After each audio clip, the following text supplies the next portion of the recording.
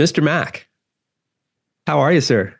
I'm doing great. I really appreciate you taking the time to come chat with me. Are you kidding me? This is my pleasure. And I just have to say, I've got pictures of me with my hair exactly like that. Smart And man.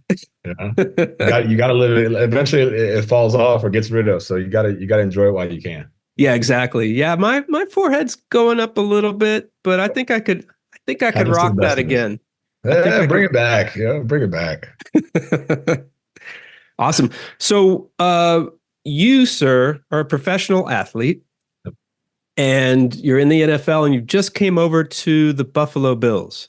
I did. Yep. And when you're a pro athlete, how important is what you put in your body? How important is food to you? Is it a new thing that it's important? Has it always been important? For me, food has definitely evolved over my career. And I'd almost say more from a family perspective than from a football perspective. All I right. think what really kind of was the catalyst for that evolution. When I was coming out of college, I was a ramen noodle, like honey buns from the gas station, Arizona iced teas, chicken fingers. Like it didn't matter. And part of me still believes that, where it's as long as output is better than input, it's all the same. Okay. But as I have children and I see like my parents are getting older, and I kind of see if you can change the input and make the input better, it makes it so you don't have to put so much output. Or if you continue with the same amount of output, you'll just get more out of it. So you When don't you have to camp out so much bad stuff to get the when, good stuff. okay, so when you're saying output, does that mean working out? Is that what you Yeah. mean? So like in college, it was, hey, if I'm going to have ramen noodles, that's fine because I'm going to work out for 6 hours a day and just go Right. crazy and beat up my body. And now that I'm getting older and like I can't have my kids out here doing 6 hour workouts. They're young. So it's Right. like, okay, what if I just give them good food and they're just doing normal stuff? Now they're making more gains than the detriment of having the bad food. Yeah, I could feed my kids ramen. My parents could eat ramen. My brothers could eat ramen, but they're gonna have they're also not professional athletes, so they're not automatically minimum working 2 hours a day. Right. Like so there's no cancel out. There's just It's just gain. plastic or whatever it's made out of. Yeah. It's what you're getting. Yeah. Uh, and so as I've gotten older, seeing that and seeing how much better my kids are when they're eating better food, like higher quality foods, real food, or how much better my parents feel like, hey, we're moving around better, we're able to do stuff better. Seeing that is like, okay, if it's doing it for them, why not do it myself? Interesting. So it Get was that it was help. caring for others that got you thinking about food and Yeah, I health. think so. I think that was really the initial callus. I was like, hey, like, why don't you just start eating that stuff? Because to And me, it was like, what's the difference between grain or grass or a cow's a cow's a cow? hmm And you then mean what you get what's it down this rabbit hole, and it's a cow is not a cow. Uh, right? So now you're talking about what the very cow many different eats. cows. Right. What the cow eats. Is a cow eating grass and forage, or is a cow Right. eating grain and things like that? That's what you're talking Right. about there. Yep. So tell me how that came into your world, how thinking about that showed up. Was it a trainer? Was it So I've been interested in like different diets because I never liked veggies. I really don't think anybody just wakes up and is like veggies are it. Like they're it.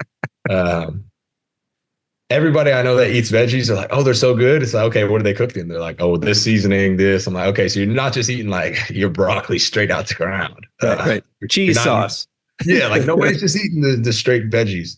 And now I've kind of, I started seeing more stuff about how meat has got villainized through history of like, oh, it's bad, this. Mhm. Well, then I dove a little deeper and found out like, yeah, because that meat was cows that were eating things that weren't what cows are supposed to eat. Like you're putting all this junk into them. If I fill something full of poison, then you eat that animal, yeah, you're gonna get poisoned too. It just Mhm. like that's just kind of how it passes down. But Right. if a cow is eating what it's supposed to eat, those results aren't the same. So it kind of played into, well, you don't really like vegetables that much anyway. You can get more meat in your diet. And then now it's like, oh, this actually now it makes sense. Before it was just like, I don't have to eat veggies as much. I can eat grass fed beef all day. But now it's like, oh, I would tell other people like you should try this. Like if you're having any type of illness and your diet is processed foods or whatever, like just try it for a couple of weeks and see if you feel better. If you don't, then I'm wrong and go back. But nobody's ever wrong. Because I think there's logic in that different bodies need different things, different sort of DNA gene pools over the centuries. Yep. And probably there are people that vegetables only would be best for their body. But there are a lot of people who do need meat, who want to eat meat. And then when they find out that they can eat meat, that if it's grazed in a way like adaptively, it can actually make the world better. Yeah. And have you tapped into that as well? Like you're looking at the nutrient density of the meat. Have you tapped into like what it's doing to the land that the farmer has? Have you? I think, the knowledge I had on that was just off of visuals. Mm-hmm. Like that farm looks healthier. Right. Or like that farm that has these cows amp grazing, like look at the wildlife that's there, whether it's the bugs or the birds, or whatever it is. Yep. And then you go to the like classic industrial farms or whatever. Even feedlots are the whole other thing. They're like, they're really, you look at those and you're just like, that can't be right. Right. I know a lot of things, and maybe I don't know the most about grazing cattle or whatever, but I know for sure there shouldn't be 1,000 cattle in like an acre. Like that's just, you shouldn't be taking a bulldozer and scooping up manure out the side of the building. Like that's not right. Right. But even when you see these pastures that look like golf courses, like look like a fairway on a golf course, like what is the cow eating? Right. That not much there. It just doesn't feel right. I could never explain it before. Mm-hmm. Through stuff that you all are doing, other people are like, this research come out. It's like, oh, it wasn't just a feeling. There's actually some research and science behind it that can, make that feeling have some support to it. Well, it was a sense like when we were starting the science that is in Roots So Deep, it was you just felt better on the farms that were being adaptively grazed. You smelled better. Yeah. It sounds better. And the soil is actually squishy, where on the conventional, the soil's harder. There's not as many bugs, not as many birds. And it's just, you feel it. So then the question we as a science team, with all the scientists on our team, I'm not a scientist, we were asking was, what is the difference? Can we measure it? We didn't even know if we could measure it. We didn't know if we'd find anything if we did measure it. We didn't know. But so it was a huge gamble to get this thing off the ground. Right? Yeah. And I mean, y'all took an incredible risk, and hopefully it pays 10 times dividends. I think it's for sure will. Well, I'm talking to you, so it's already paying off, right? I mean, seriously, think about it. I'm talking to a person who I wouldn't have met otherwise. Right. And that's the whole point, like building this big old group of people who are like, hey, we want our food produced well. We want our farmers to be out of debt. Yeah. Let's get this thing going. Right. And so as you got a sneak peek, because our friend Ann Demarath gave you a sneak peek to the series. Roots So Deep, you can see the devil down there. What did you think? Did it feel like homework for you, or was it entertaining? I haven't talked to you really in detail about it. I'm curious. I really enjoyed it. It was the furthest thing from homework. Okay. Like, it didn't feel like, hey, somebody convinced you that, hey, just sit down. If you watch the whole thing, it'll be worth it. It wasn't one of those. Okay. It was really like, each part is, whether it's a different family or a different farm. Mm-hmm. And you're like, okay, I'm kind of invested in this. Like, I want them to win. Like, I want their numbers to be great. And then you go to the next part, and then, you get to part 4, and it's like, oh, okay. Like, what are the results? Because I'm fully invested in these people, this working, and it would really be a letdown if like, oh, numbers are the same, or numbers are worse. Like, you got a lot of birds, but it doesn't do anything for the world. Yeah. So then when you hear like, oh, it's better, it's like, thank goodness. And then you feel like, I don't know, there's like a sense of pride as if it was your farm. Just I don't know if it's because you're on the winning side or whatever you want to call it. Mm-hmm. But it was great. Like, I really enjoyed it because, number one, I want to do that type of thing. I want to do amp grazing, and I'm making the steps to get there. Oh, really? Yeah. Like, I purchased land. I have 100 acres. No kidding. It was peanut field. So it's literally nothing right now. but overgrown Peanut field in Georgia or Florida in or Georgia.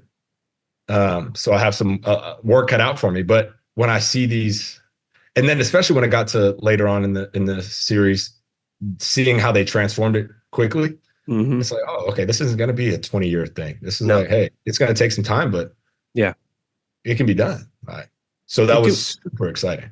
It can be done, and I think the really important thing is good knowledge sharing, good teachers, right?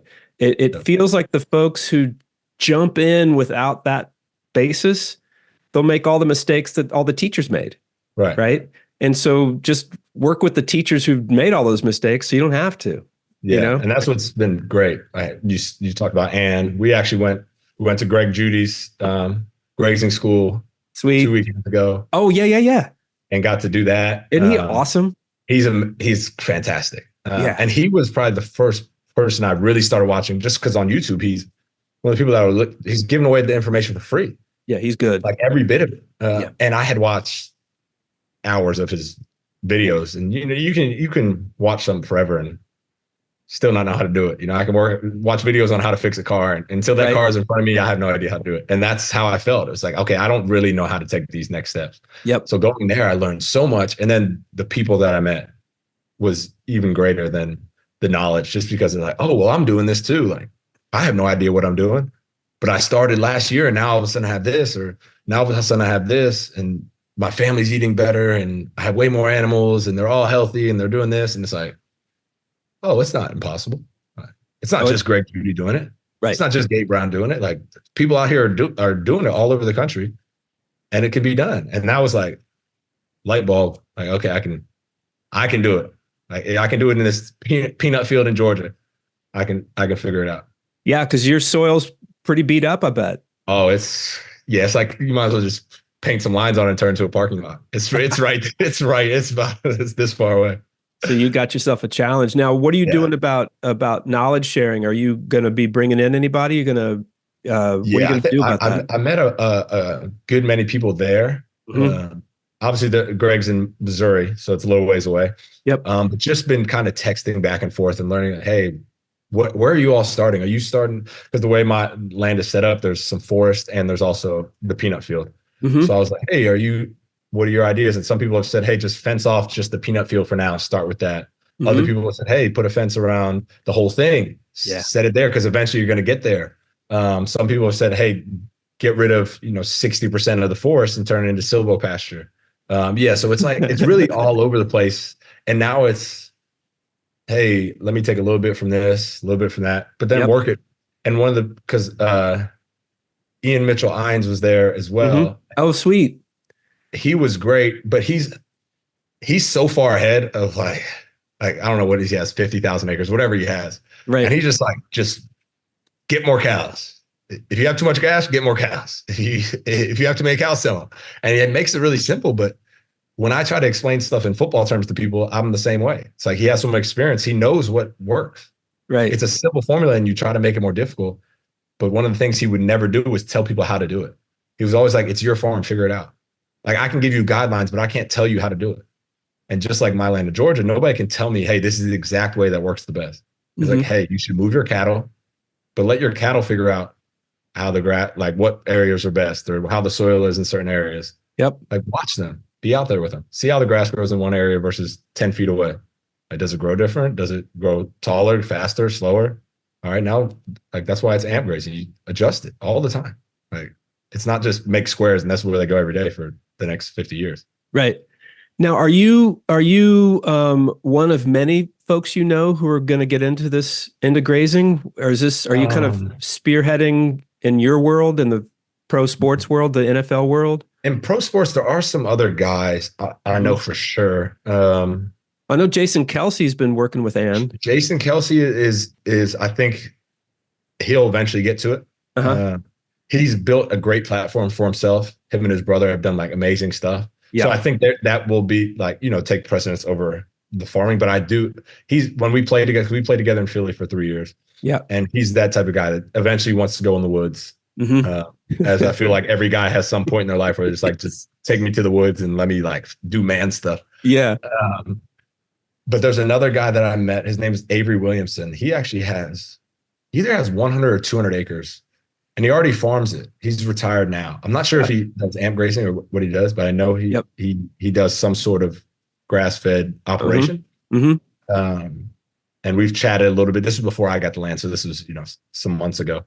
But there definitely are guys that are at least on the diet. Like, I'm on the Bills, and there's guys that are, that'll go to the local farm and get grass-fed meat or pasture-raised chickens or eggs, whatever it is. So there are guys that are conscious of it. Are they trying to farm? Maybe not, but there are definitely guys that would prefer to have quality food. Yeah. And it's way bigger than it used to be when I first got in the league 8 years ago. Right. Like, guys are like, hey, this is like these like guys start noticing the color of eggs. Like these are bright yellow. Like, these can't be good eggs. Like, this meat is can't be good. Like, it doesn't taste right, or it doesn't sit on my stomach. I can't digest it. Like, oh, that's why grain meat if you can't digest it. So guys are definitely becoming more aware, whether they're going to become amp grazers or not. They're definitely aware and would prefer that food, where these local farms are starting to get a little more traction, I think.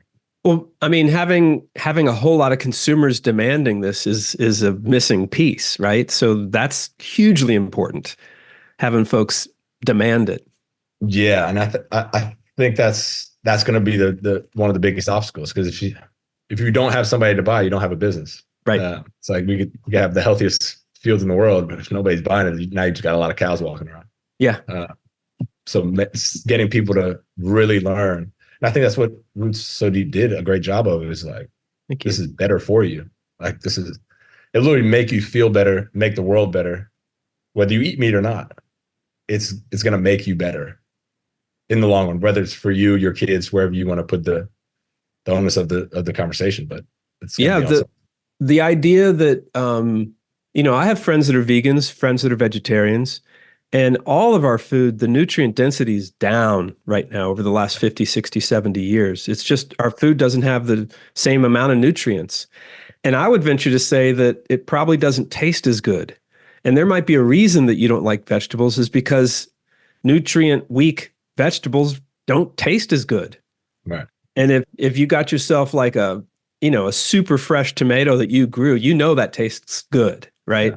Yeah. And so, but when you have animals impacting the soil, building up the microbial life with their manure and their hooves and their urine and the heavy hit and then the long rest to let everything grow back and the roots grow deep, you're creating a soil that's actually mining the minerals that's going to get into whatever's growing on that soil. And so if every vegan had animals grazing their land and then they grew the vegetables afterwards, they're going to be healthier. Right. They're going to get more nutrients. Yeah. And that's what I'm trying to communicate, is this is good for everyone. Even if you don't eat the meat, it's good. Yeah. I mean, I think that's something that I try to preach to guys, because I have friends that are vegan or whatever, vegetarian, whatever diet or whatever you want to call it. And I tell them, it's not about, I could care less about the food. Eat what you want to eat. But from a world perspective and a life perspective and a soil health and life health perspective, it's just better for everybody.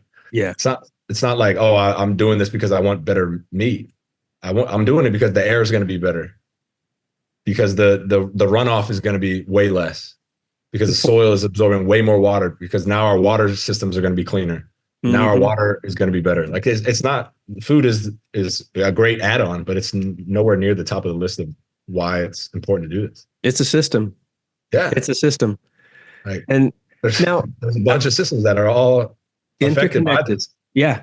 And I know a company that's working on making all fields become carbon sinks. They're working on an input where they could make a football field be a carbon sink, according to what they're saying. Really? Right. I was ever since getting more into this, I'm like, man, what if you just put cows on our fields and let them kind of make the grass? Because any of these fields that I go to, when I was at Greg's, I'm like, oh, this field would be, if they just cut this grass low, I'm sure would be so great to get tackled on this, because it's soft. You can stick real well in it. I'm like, I don't know how they could get the cows on and off, but I tell you what, it would be nice. Maybe sheep. Maybe sheep would be a better. Something on there. I just do some high density for the off season, get it all grown real nice, and then start cycling them through. Because the off season's the growing season. You guys play in Yeah, the winter. it literally fits perfectly. Right. Oh man, let's do a little study. Let's do Yeah, a we little. could, Can we do a we just get football field just one team to start it off. Come on. or just a high school, like Yeah, a nice, something. you know? You get this a rural high school that's like, hey, Find out you the want high to try school it out? nearest your farm in Georgia, Yeah. and let's do a study. But I Yeah, bet you we could do that. and I'm But sure we could figure something. Because I don't see why you wouldn't want to do that. that'd be funny, and it Make wouldn't hurt make the so land much. better. Let me ask you: when you get tackled, like when I played football with my buddies in the backyard when I was a kid, Yeah. when you land on the football and the air gets knocked out of you, does that happen like in the NFL? Does that? Are you Yeah, it guys happens. are you guys too strong for that? No. And you'll see a guy like, and Yeah, he can't talk. It's like, oh yeah, he got the wind knocked out of him. yeah, It happens. Yeah, if you land on the ball, yeah, it doesn't matter what level you're at, Pee right. wee or professionals, it happens. And like you're a wide receiver, so you're the most vulnerable. Like when you're up trying to catch a ball and your whole torso is vulnerable, what's that like? Like, are you thinking anything or are you just trying to You keep your just mind on catching that ball? Yeah, you got to just catch the ball because if you drop it, now you're gonna get hit either way. So it's like you either get hit and you catch it, or you get hit and you don't. And then if you get hit and you drop it, they're like, oh, he was scared, and so you're Ah, just getting piled on. So you might as well catch it at that point. But it's a lot different though. Even it's changed in the last 15 years, but even since 8 years ago when I got in, you can't get hit as hard across the middle, whether it's protecting the head and neck area, yep, those things that make the game safer. It's yep. allowed less, I don't know if it's fear or worry or concern or whatever you even thought that you're going to come across the middle and just get decapitated. Yep. So a little bit of that's out of the way, but I mean, a rib shot is a rib shot. That's a Right. fair hit. So That's a fair hit. yeah, you just got to take that hit. Yeah. Do you wear any protection? Do you wear anything on there? I don't wear anything like in the ribs.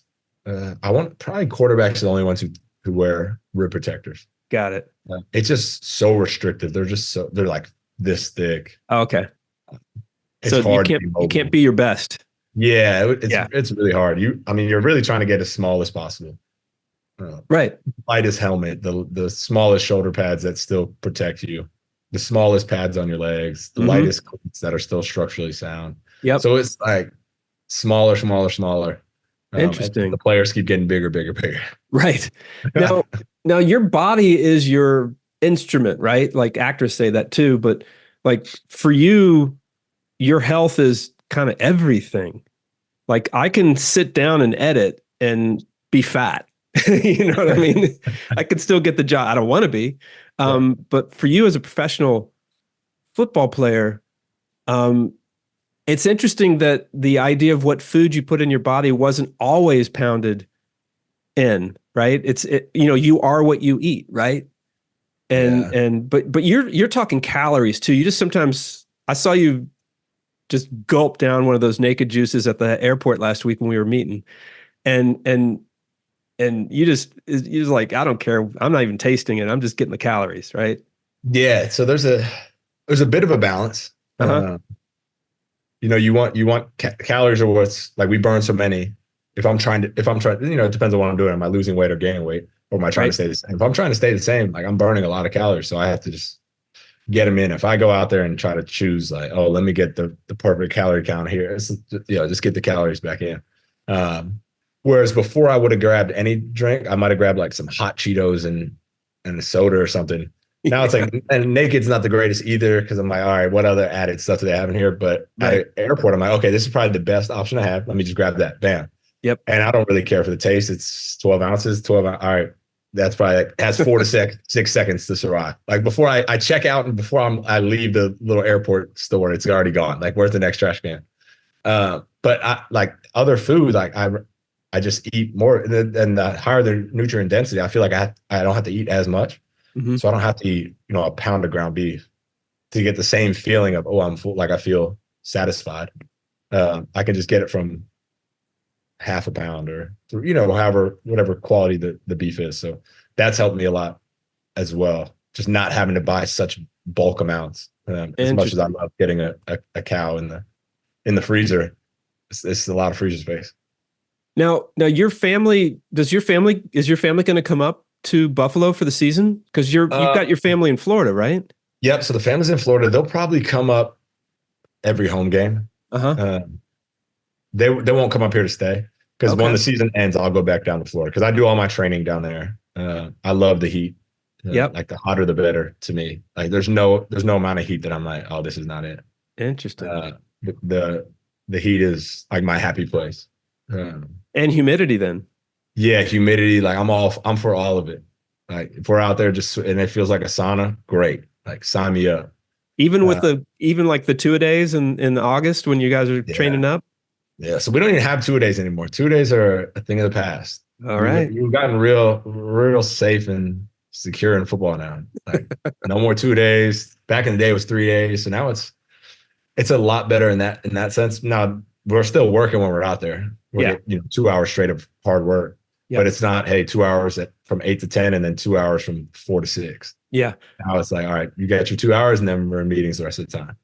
So it's a lot more mental reps and walkthroughs and just knowing the plays, which kind of, again, brings back to the food. It's like, I don't want to be snacking on junk the whole day. Right. Like, can I get quality snacks where I'm still awake and like my brain is still functioning well?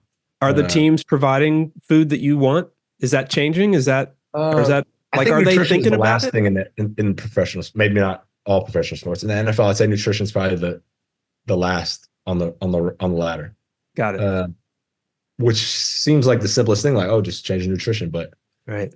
There's other things that maybe seem flashier, or maybe, I don't know if they are flashier. But like a new machine in the weight room, or this new technology on the field, or that seems sexier. Like, oh, this is gonna change. Whereas with nutrition, it's hard. It's like, okay, we're gonna start eating this, but this triples the cost of our nutrition budget.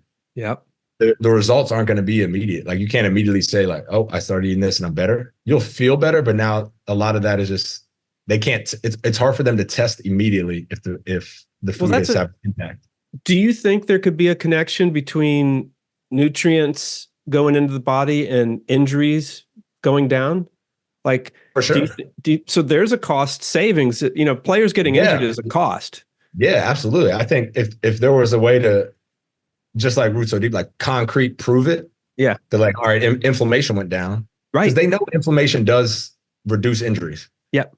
But can they bringing inflammation? Evidence? Yeah. If you can bring inflammation down, then injury rate goes down. Yeah. If they can like concretely say, hey, by switching your nutrition to this, and now your inflammation is going down and injuries are going down, then people would invest. But it's a similar situation that you all are in. It's like we don't have the concrete information, like a proper study to prove it.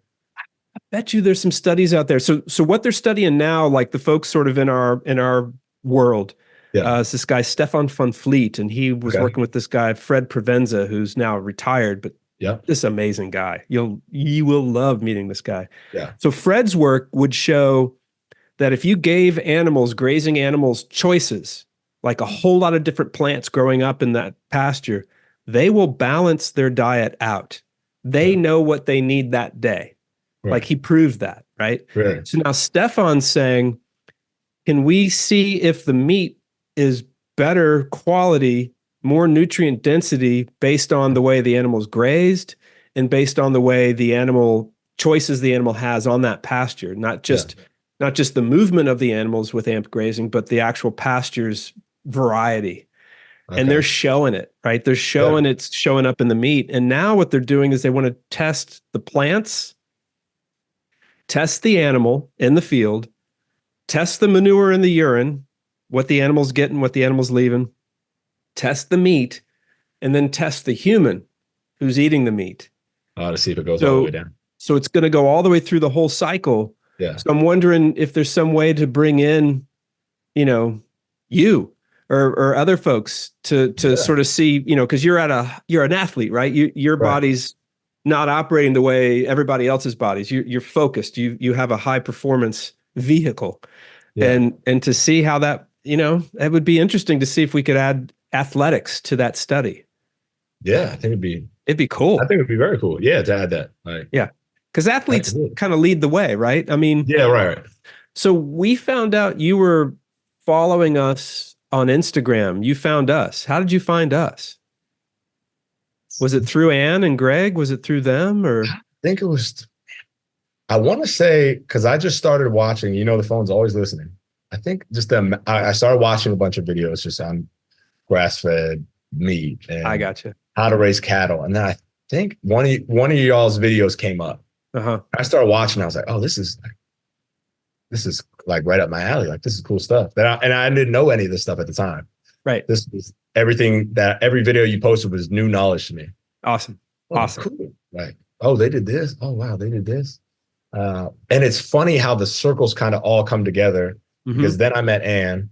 Yep. Then I saw the video of Ann on y'all's page. And then I go and meet Greg. And then I see Greg on y'all's page.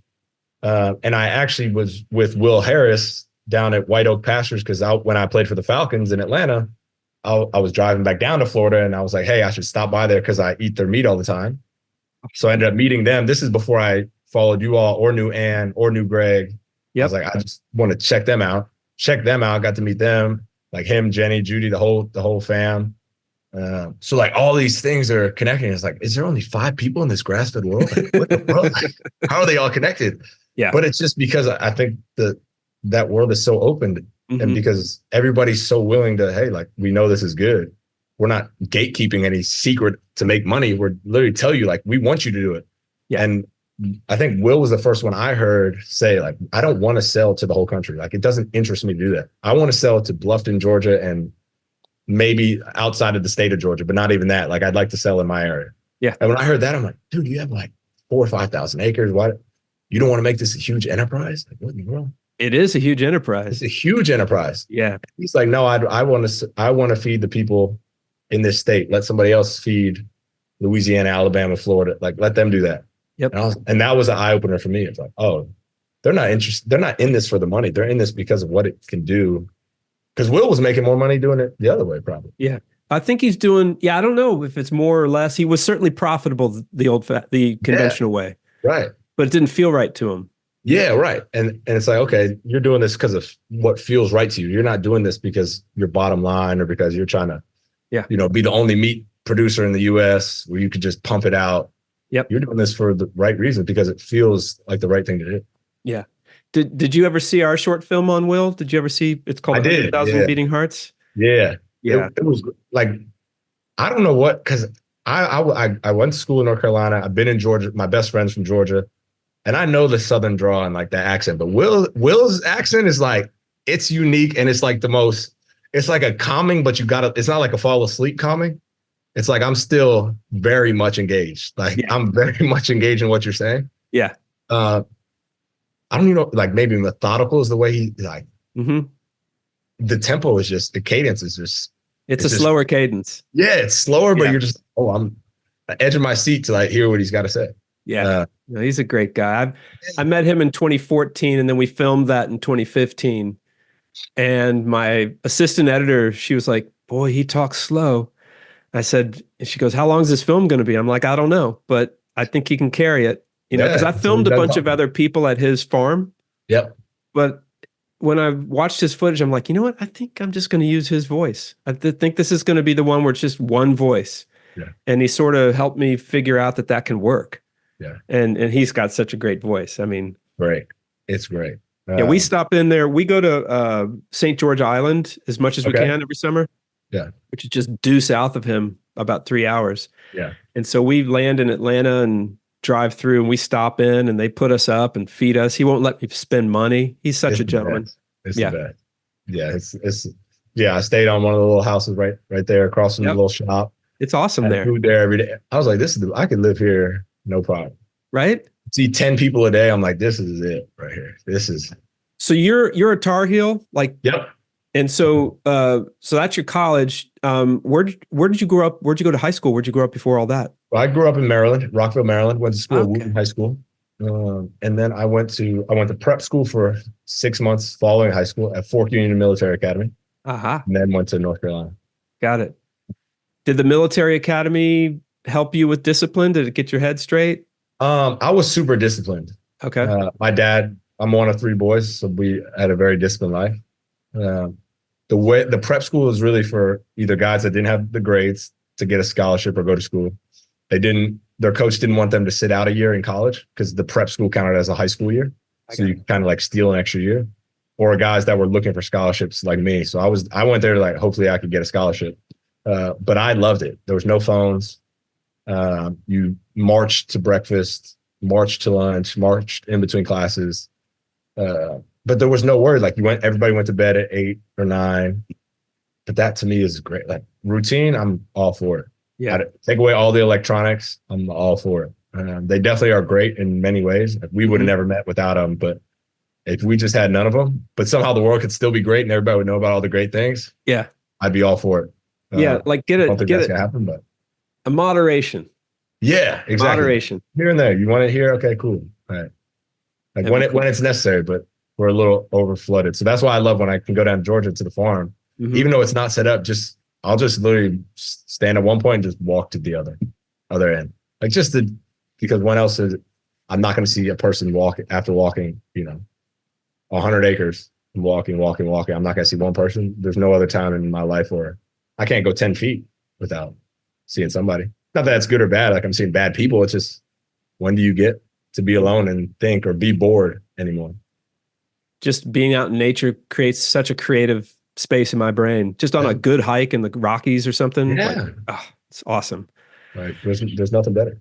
Well, Mack, this has been a really cool conversation. I'm hoping that this is the first of many. Yes. And that I get to go down and see your farm and see you take that beat up piece of Georgia and turn it into a paradise. Yes, I would love to host you all down there, and you can kind of give me some tips as well, because I'm just a sponge right now. I'm trying to learn as much as I can, absorb as much as I can. Exactly. And we've got a great network. You're obviously tapped in really well, but there might be other people that you want to meet that we know. The answer is yes. Anytime. Awesome. Well, thank you. And thank you for making time right now. And thanks for being curious. Yeah. That's it's helped me a lot throughout my career in life. Be curious. Never be the smartest in the room, never know the most, and never stop asking questions. All right. It's helped me a lot. That's the final word. Thanks, buddy. Appreciate it, Peter.